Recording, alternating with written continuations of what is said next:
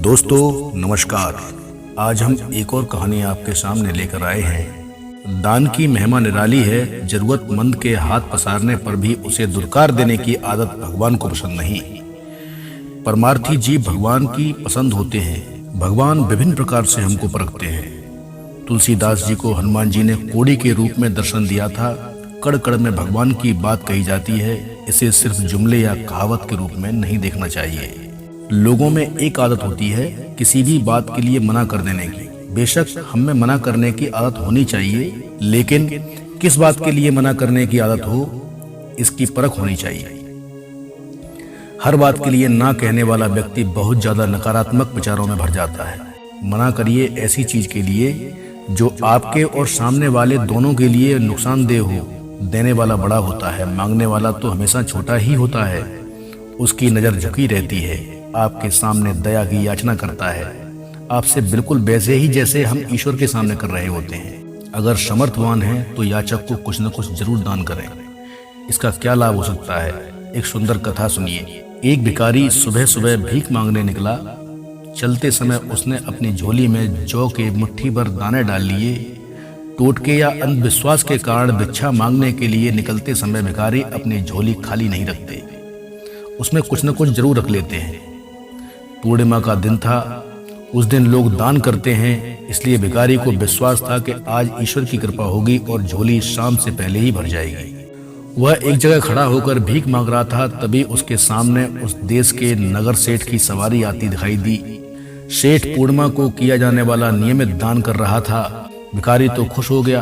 उसने सोचा नगर सेठ के दर्शन और उनसे मिलने वाले दान से उसका कई दिनों का काम हो जाएगा। जैसे जैसे सेठ की सवारी निकट आती गई, भिखारी की कल्पना और उत्तेजना भी बढ़ती गई। सेठ का रथ पास रुका और वह उतरकर उसके पास पहुंचे। अब तो भिखारी न जाने क्या क्या पाने के सपने देखने लगा। लेकिन यह क्या, भिखारी को भीख देने की बजाय सेठ ने उल्टे अपनी कीमती चादर उसके सामने फैला दी। सेठ ने भिखारी से कुछ दान मांग लिया। वह रोज लोगों के सामने झोली फैलाता है, आज उसके सामने किसी ने झोली फैला दी, वह भी नगर के सबसे बड़े सेठ ने। भिखारी को समझ नहीं आ रहा था क्या करे। अभी वह सोच ही रहा था कि सेठ ने फिर से याचना की। भिखारी धर्म संकट में था, कुछ न कुछ तो देना ही पड़ता।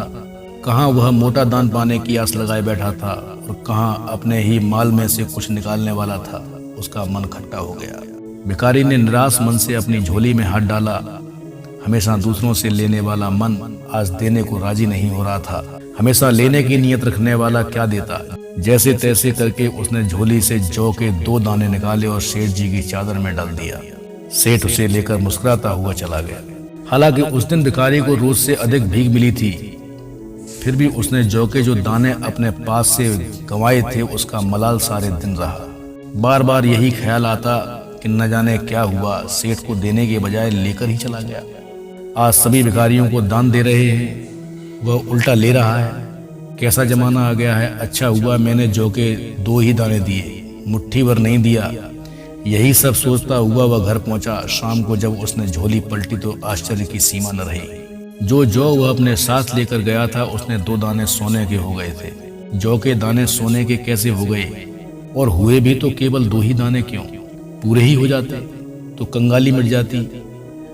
वह यह सोच ही रहा था कि उसका माथा ठनका, कहीं यह सेठ के लिए 2 दानों का प्रभाव तो नहीं है।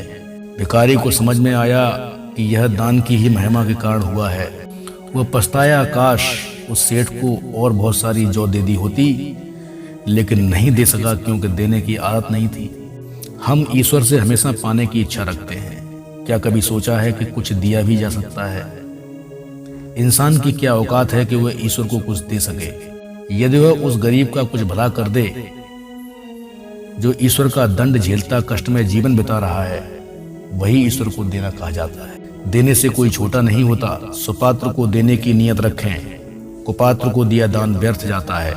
जिनका पेट भरा है उनके मुंह में रसगुल्ले ठूसने से बेहतर है कि भूखे को एक बिस्किट का पैकेट पकड़ा दें। तो दोस्तों, दान की ये महिमा आपको कैसी लगी?